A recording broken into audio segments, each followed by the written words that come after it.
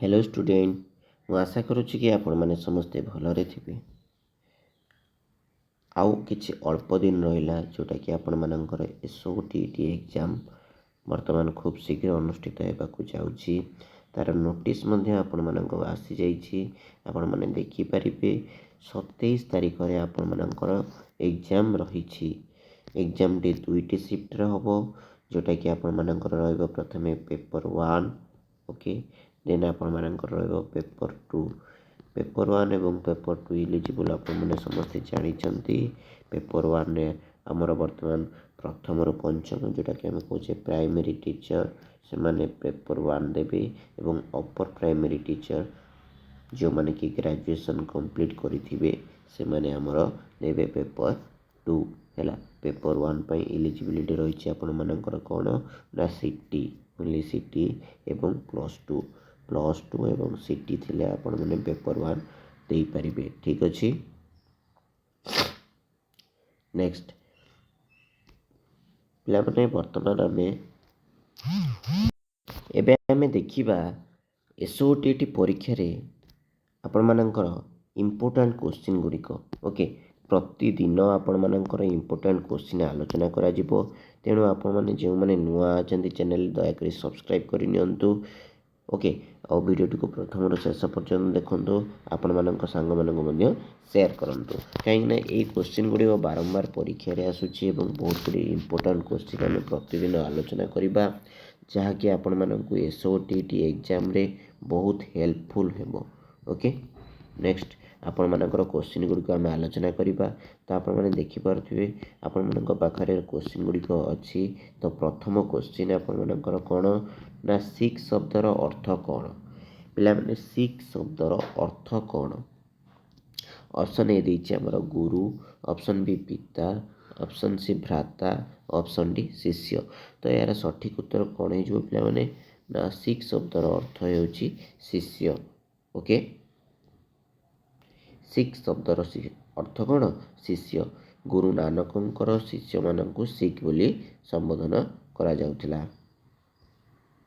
Next 2 number question कौन ना हिंद स्वराज पुस्तकर रचयिता किए।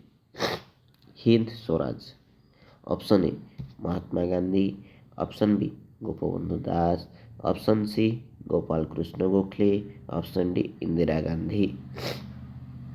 तो यार सठिक उत्तर कौन हो पिला माने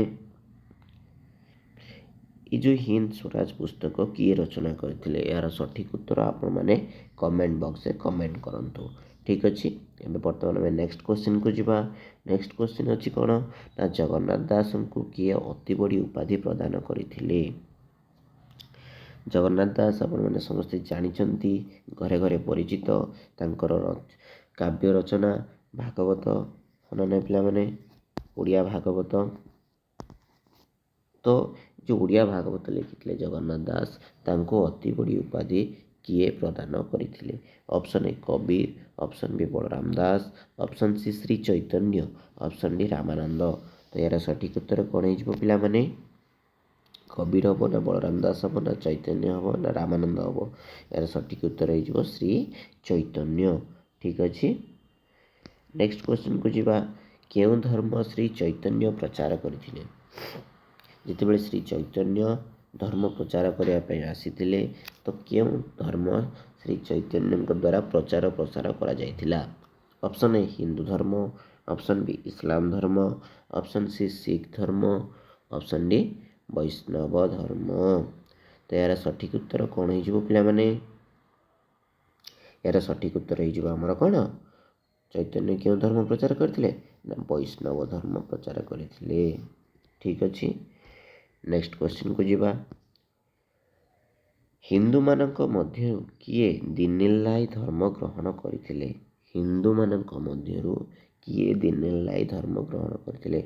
option A Birbal, option B Bhagwan Das, option C Man Singh, option D Rana Pratap. तो यार सठिक उत्तर कौन हो पिला माने हिंदू मानक मध्यरु किए दिनेलाई धर्म ग्रहण करथिले। यार सठिक उत्तर हो आपण मानकर बीरबल। कौन हम बीरबल हो आपण मानकर सठिक उत्तर। नेक्स्ट क्वेश्चन को जिबा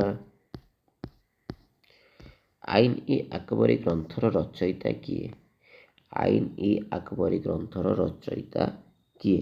option A Akbar, option B Abul Fazal, option C Fayazi, option D Abdul Nabi. ତ ଏହାର ସଠିକ ଉତ୍ତର କ'ଣ ହେଇଯିବ? ଆଇନ ଇ ଆକବରୀ। ଏଇଟା ପ୍ରାୟ କୋଶ୍ଚିନ୍ରେ ଆସେ ପିଲାମାନେ, ପ୍ରାୟ ପରୀକ୍ଷାରେ ଏଇ କୋଶ୍ଚିନ୍ଟା ଆସେ ଏକ୍ଜାମ୍ରେ ସବୁବେଳେ। ଯେତେବେଳେ ବି ଆପଣମାନେ ଯେଉଁ ଏକ୍ଜାମ୍ ଦିଅନ୍ତି ପ୍ରାୟ ଟାଇମ୍ ଏଇ କୋଶ୍ଚିନ୍ଟା ଆସେ ଆପଣମାନଙ୍କର ଆଇନ ଇ ଆକବରୀ। ତ ଏହାର ସଠିକ ଉତ୍ତର ହେଇଯିବ କ'ଣ ପିଲାମାନେ? ଆବୁଲ ଫାଜଲ। ମନେ ରଖିଥିବେ, ଆବୁଲ ଫାଜଲ ଆମର ଆଇନ ଇ ଆକବରୀ ଗ୍ରନ୍ଥର ରଚୟିତା ଅଟନ୍ତି। ତ ନେକ୍ସଟ କୋଶ୍ଚିନ୍କୁ ଯିବା। କିଏ ତାଜମହଲ ନିର୍ମାଣ କରିଥିଲେ? ଏଇ ତାଜମହଲକୁ ନେଇକିନା ବହୁତ ଗୁଡ଼ିଏ କୋଶ୍ଚିନ୍ ଆସେ। କେମିତି କୋଶ୍ଚିନ୍ ଗୁଡ଼ିକ? ନା ତାଜମହଲ କେଉଁ ନଦୀ କୂଳରେ ଅବସ୍ଥିତ? ଓକେ, ତାପରେ କେଉଁ ସହରରେ ଅବସ୍ଥିତ? କାହା ସ୍ମୃତିରେ ହୋଇଥିଲା ଏବଂ କିଏ ନିର୍ମାଣ କରିଥିଲା? ଓକେ, ଏମିତି ବି କୋଶ୍ଚିନ୍ ଆସୁଛି ଯେ ବିଶ୍ୱ ତାପନ ଫଳରେ ତାଜମହଲର ରଙ୍ଗ ଧଳା ପରିବର୍ତ୍ତେ କ'ଣ ହେଇଯାଉଛି? ହେଲା, ତ ଏ କୋଶ୍ଚିନ୍ଟା ଆପଣମାନଙ୍କର କ'ଣ ରହିଲା ନା କିଏ ତାଜମହଲ ନିର୍ମାଣ କରିଥିଲେ? ଅପସନ୍ ଏ Humayun, option B Jahangir, option C Shahjahan, option D Aurangzeb. ତ ଏହାର ସଠିକ ଉତ୍ତର କ'ଣ ହେଇଯିବ ପିଲାମାନେ? କିଏ ତାଜମହଲ ନିର୍ମାଣ କରିଥିଲେ ଆପଣମାନଙ୍କର? ଶାହାଜାହାନ ନିର୍ମାଣ କରିଥିଲେ ମୁମତାଜଙ୍କ ସ୍ମୃତିରେ। ଆଗ୍ରା ସହରରେ ଅବସ୍ଥିତ ଆଉ ଯମୁନା ନଦୀ କୂଳରେ ଅବସ୍ଥିତ। ହେଲା, ଏ କୋଶ୍ଚିନ୍ ଗୁଡ଼ିକ ଟିକେ ମନେ ରଖିବେ, ଠିକ୍ ଅଛି। ନେକ୍ସଟ କୋଶ୍ଚିନ୍, ଫତେପୁର ସିକ୍ରି କିଏ ନିର୍ମାଣ କରିଥିଲେ? Option A Akbar, option B Jahangir, option C Shahjahan, option D Aurangzeb. ତ ଏହାର ସଠିକ ଉତ୍ତର କ'ଣ ହେଇଯିବ ପିଲାମାନେ? ଫତେପୁର ସିକ୍ରି କିଏ ନିର୍ମାଣ କରିଥିଲେ ଆପଣମାନଙ୍କର? ଆକବର। ଠିକ୍ ଅଛି। ନେକ୍ସଟ କୋଶ୍ଚିନ୍କୁ ଯିବା। ହାୱା ମହଲ କେଉଁ ସ୍ଥାନରେ ଅବସ୍ଥିତ? Option A Jaisalmer, option B Delhi, option C Bombay, option D Jaipur. ଆପଣମାନେ ସମସ୍ତେ ଜାଣିଛନ୍ତି ହାୱା ମହଲର ନାମକରଣ କାହିଁକି ଏପରି କରାଯାଇଛି? କାହିଁକିନା ସେଇ ଯେଉଁ ହାୱା ମହଲରେ ଯେଉଁ ଘର ଗୁଡ଼ିକ ରହିଛି ଏପରି ବାତାବରଣରେ ସୃଷ୍ଟି କରାଯାଇଛି ଯେ ଆପଣମାନଙ୍କର ପବନର ସୁପରିଚାଳନା ହୋଇଯାଏ। ମାନେ ପବନ ଆସିବ ଏବଂ ପୁଣି ଥରେ ବାହାରକୁ ଚାଲିଯିବ, ଗରମ ଟୋଟାଲି ଜଣାପଡ଼ିବ ନାହିଁ। ହାୱା ଖାଲି ଭିତରକୁ ଆସିବ, ସେଥିପାଇଁ ଏହାର ନାମକରଣ। ଆଉ ଆପଣମାନେ ଜାଣୁଛନ୍ତି କି ହାୱା ମାନେ କ'ଣ, ମାନେ ଝୁଲିକି ରହୁଥିବ? ତା ନୁହେଁ, ମାନେ ସୁପରିଚାଳନା କରାଯାଇଥିଲା। ଭେଣ୍ଟିଲେସନ୍ ସିଷ୍ଟମ୍ ଯେଉଁଟା ଆମେ କହୁଛେ ବହୁତ ହି ବଢ଼ିଆ ଥିଲା, ତେଣୁ ତା'ର ନାମ ହାୱା ମହଲ ଦିଆଯାଇଥିଲା। ସେଟା ଆମର କେଉଁଠି ରହିଛି? ନା ଜୟପୁରରେ ରହିଛି। କେଉଁଠି? ରାଜସ୍ଥାନର ଜୟପୁରରେ ହାୱା ମହଲ ଅବସ୍ଥିତ। ନେକ୍ସଟ କୋଶ୍ଚିନ୍ ଆପଣମାନଙ୍କୁ, କିଏ ସ୍ୱାଧୀନ ଭାରତର ପ୍ରଥମ ରାଷ୍ଟ୍ରପତି ଥିଲେ? କ'ଣ କହିଲା? କିଏ ସ୍ୱାଧୀନ ଭାରତର ପ୍ରଥମ ରାଷ୍ଟ୍ରପତି ଥିଲେ? ତ କ'ଣ ହେଇଯିବ ଏହାର ସଠିକ ଉତ୍ତର ପିଲାମାନେ? Option A Jawaharlal Nehru, option B Radhakrishnan, option C Rajendra Prasad, option D Indira Gandhi. ଭାରତର ସ୍ୱାଧୀନ ଭାରତର ପ୍ରଥମ ରାଷ୍ଟ୍ରପତି। ତ ଏହାର ସଠିକ ଉତ୍ତର କ'ଣ ହେଇଯିବ ପିଲାମାନେ? ଏହାର ସଠିକ ଉତ୍ତର ହେଇଯିବ ରାଜେନ୍ଦ୍ର ପ୍ରସାଦ। ଠିକ୍ ଅଛି। ଯଦି ଭିଡ଼ିଓଟି କିଛି ଇନଫର୍ମେଟିଭ୍ ଲାଗିଥାଏ ତେବେ ଲାଇକ୍, କମେଣ୍ଟ, ସେୟାର ଏବଂ ସବସ୍କ୍ରାଇବ୍ କରିବା ସହିତ ପାଖରେ ଥିବା ବେଲ୍ ଆଇକନ୍କୁ ଅନ୍ କରିଦିଅନ୍ତୁ। ଆପଣମାନେ ନିଶ୍ଚିନ୍ତ ଭାବରେ ପ୍ରତିଦିନ ଆମର ଏହି ଚ୍ୟାନେଲରେ SOTT କୋଶ୍ଚିନ୍ ପାଇଁ ପ୍ରତିଦିନ ଇମ୍ପୋର୍ଟାଣ୍ଟ କୋଶ୍ଚିନ୍ ଗୁଡ଼ିକ ଆଲୋଚନା କରାଯିବ। ତେଣୁ ନିଶ୍ଚିନ୍ତ ଭାବରେ ସେୟାର କରିବା ସହିତ ଆପଣମାନେ ସବସ୍କ୍ରାଇବ୍ ମଧ୍ୟ କରିନିଅନ୍ତୁ। Thank you for watching.